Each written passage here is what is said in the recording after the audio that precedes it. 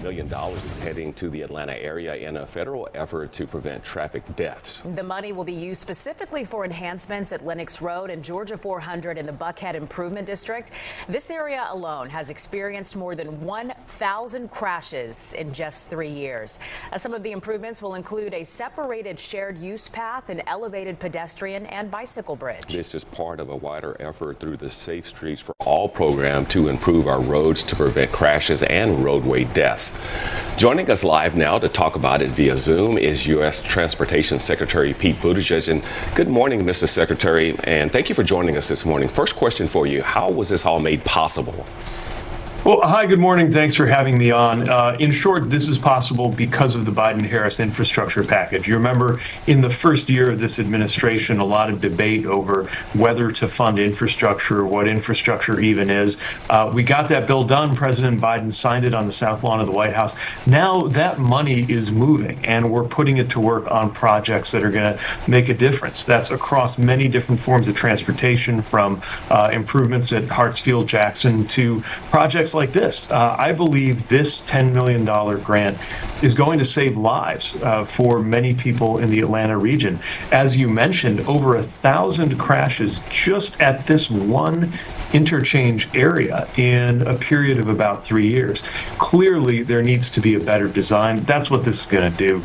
Residents know that there is a real lack of safe sidewalk infrastructure around Lennox Road, leads to all kinds of problems, including crashes that can cause injuries and fatalities.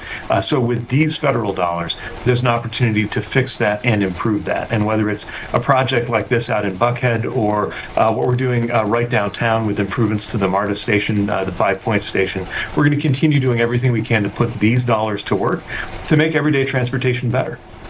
Good to hear, certainly. Mr. Secretary, let's talk about what this will mean, though, in the grand scheme of things. You mentioned several different locations just now, but let's talk more about, how this could improve safety on our roadways.